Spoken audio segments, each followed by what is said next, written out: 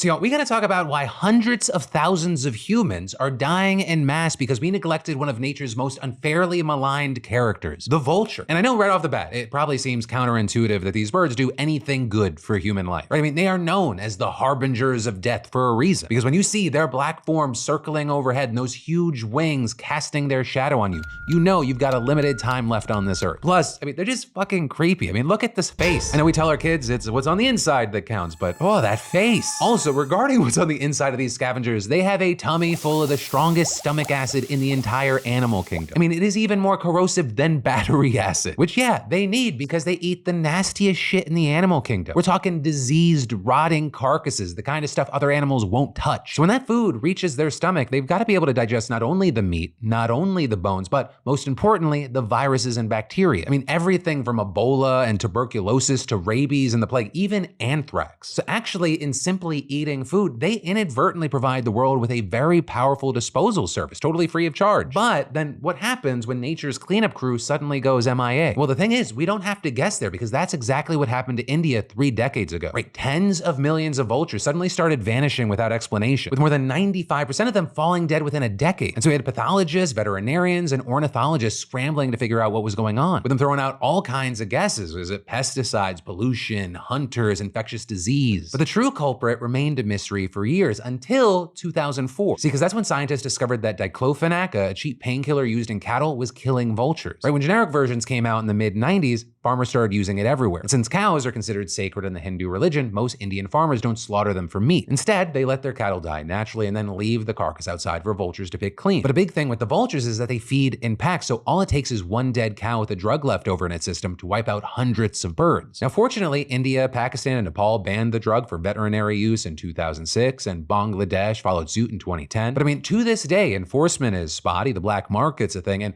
other drugs that are also poisonous are still sold. And regardless of all that, the damage has already been done, with Indian vultures now reportedly sitting at less than 1% of their former populations. And although they do appear to have stabilized at that level, they lay just 1 egg per year on average. So the recovery of these vultures, it's gonna take a depressingly long time if it happens at all, which doesn't just suck for the vultures, it sucks for us. Right, as one expert explained to Vox, this near extinction caused the largest sanitation shock you could imagine, where you have 50 million carcasses every year not being disposed of. And so with all that meat lying around and no vultures to consume it, populations of other less efficient scavengers like rats and feral dogs have exploded. But unlike the vultures, these animals don't finish the entire carcass, so they leave the remains to pollute rivers. And they don't have the stomach for all those diseases, so they end up getting sick and spreading them to humans. Hence, India being home to the largest population of feral dogs in the world, with an estimated 65 million stalking the country. And then with that, every year there are millions of reported dog bites, which infect tens of thousands of people with rabies, which if you're not vaccinated is fatal practically 100% of the time. And so we know we can draw this line of cause and effect between vulture deaths and human deaths, but what are the actual numbers? And well, a new study that's soon to be published in the American Economic Review set out to answer that exact question. And what its authors ended up finding was shocking, right? In districts with no vultures before or after their near extinction, human death rates remained steady through the years. But in districts that did have vultures after around 1994, when they started dying, human death rates rose too. In fact, over the first 5 years of this century, the decline in vultures was linked to over 500,000 excess human deaths. I mean, that's around the same yearly death toll from opioid overdoses in the US today. Or in economic terms, that translates to a cost of around $69 billion per year. So it turns out that far from being the harbingers of death, these ugly-ass bald-headed rats with beaks and wings, they're the only thing standing between us and death itself. And they're not the only ones, right? When other apex consumers die, we see ripple effects all the way down the food chain that impact humans in totally unexpected ways. Like, for example, Americans almost wiped gray wolves off the face of North America by the 1960s. And as a result, their prey, in this case deer, they multiply, surging from around 2 to 4 deer per kilometer in the pre-colonial era to around 15 to 50 deer in some areas today, which on its face, you might go, oh, okay, whatever, a few more Bambis. But you get too many of them and they wreck an ecosystem, with them eating fucking everything, which keeps trees and plants from growing back and steals food from other animals. Not to mention, they spread Lyme disease, introduce invasive species, and damage agriculture. But then also, they do kill humans, and they do it in the way that you'd expect. They're big, dumb, sweet faces. They jump in front of our cars. In fact, here's a little pop quiz for you. How many cars every year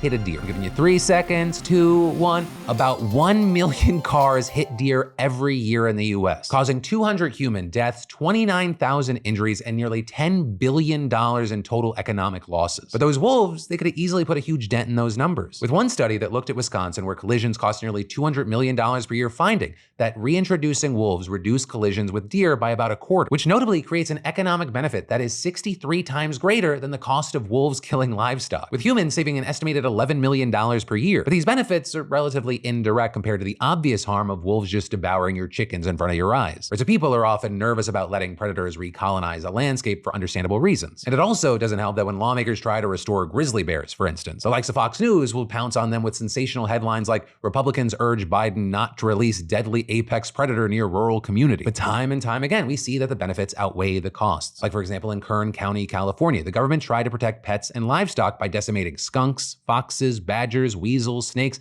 owls, ravens, and hawks. Yet what happened is those efforts backfired because with the predators gone, mice populations exploded. And those mice, they ended up damaging the very local industries the government was trying to protect. So yeah, I guess the point is, while things may seem a certain way at the surface, we need things that eat other things, otherwise the things they eat grow out of control and mess with humans. And while I am very critical of humans, I'm still team human, for better and worse.